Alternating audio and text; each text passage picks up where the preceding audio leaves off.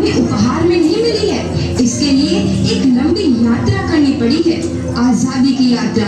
इस यात्रा में हजारों लाखों लोगों ने अपनी जान की कुर्बानी दी।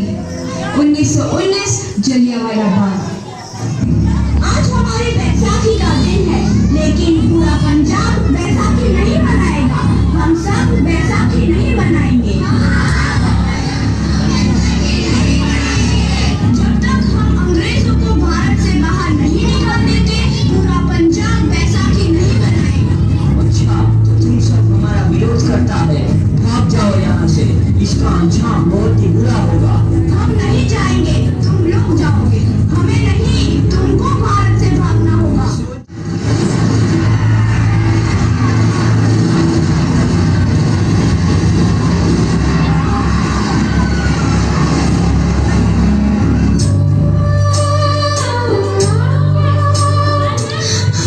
ये जमीन हमारी, ये धरती हमारी, ये खेत हमारे। अभी थोड़ी देर पहले हमारी ये फसलें लहरा रही थी, पर इन अंग्रेजों ने हमारी फसलें बर्बाद कर दी। इन अंग्रेजों ने एक ही झटके काट दिया।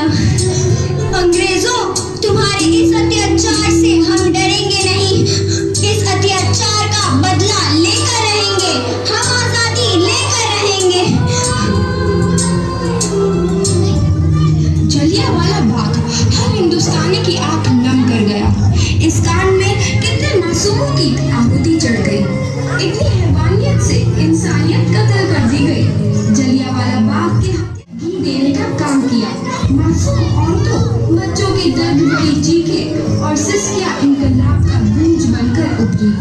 लाला लाजपत राय, भगत सिंह, राजगुरु, सुखदेव सरीखे क्रांतिकारियों ने भारत की इस जमीन से विदेशी तरीकों को निकाल फेंकने के मंसूबे मजबूत। 1929 लाला लाजपत राय के नेतृत्व में साइमन कमीशन के खिलाफ एक भारी जुलूस निकाला गया।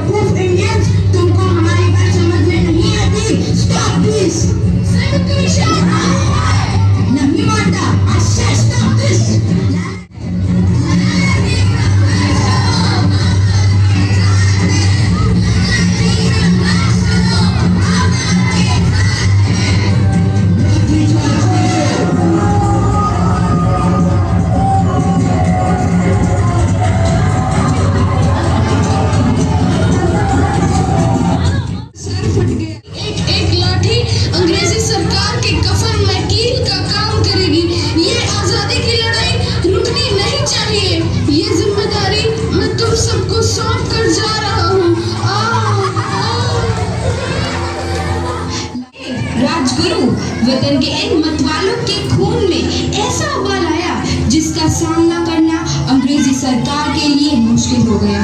अंग्रेजों को करारा जवाब देने के लिए स्कॉट और सैंडर्स को मारने की रूपरेखा रची गई।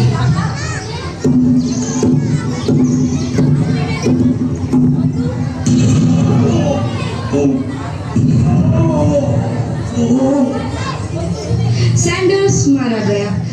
पर लिखा था, लाला जी की मौत का बदला ले लिया गया है।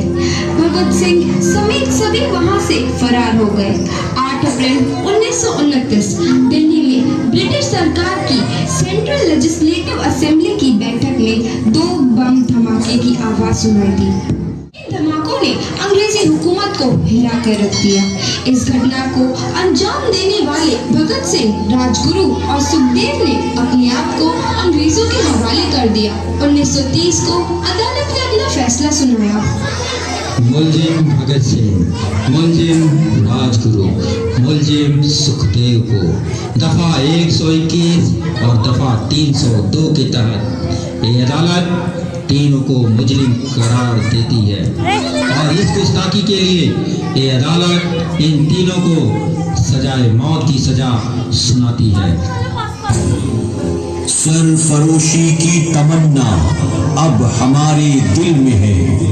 देखना है जोर कितना बाजुए कातिल में है।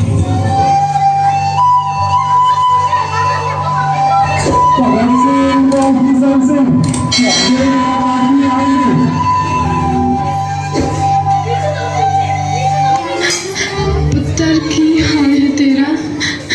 मैं चंगा हूँ माँ, फिक्र करने की कोई गल नहीं। पुत्र, मेरा दिल तेरी तरह पत्थर दिल नहीं होगा। तेरी ये गला सुन के मेरा कलेजा फटे जा रहा है। माँ, मेरा दिल कोई पत्थर जैसा नहीं है, एक वतन परस्त का दिल है। बेटा, मेरा लाल। माँ, आज मेरी तपस्या पूरी होने जा रही है। जे तू रोई तो मैंने तकलीफ हुई। सोच, तेरा पुत्र आज शादी करने वास्ते जा रहा है। फर्क केवल इतना है, वो घोड़ी पर नहीं फांसी पर चढ़ने वास्ते जा रहा है। आज तू क्रांतिकारी की माँ है, कल तू एक शहीद की माँ होगी। माँ। पुत्र, भगत, तू इतनी छोटी उम्र में हम सबको छोड़ के चला। जिंदगी में देखा ही क्या है पुत्र?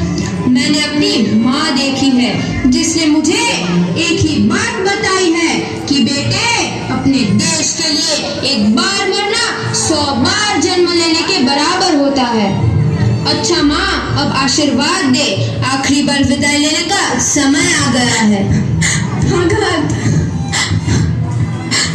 मेरे लाल,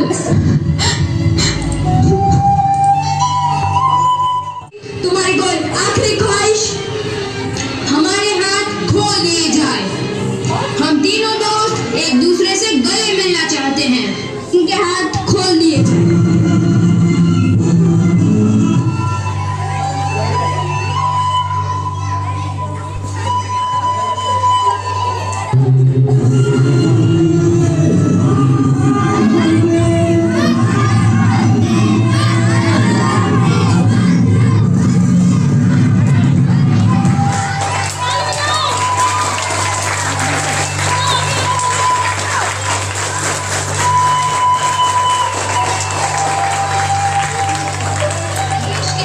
नौजवान के मन में आजादी की नई उमंग हिलोरे लेने लगी।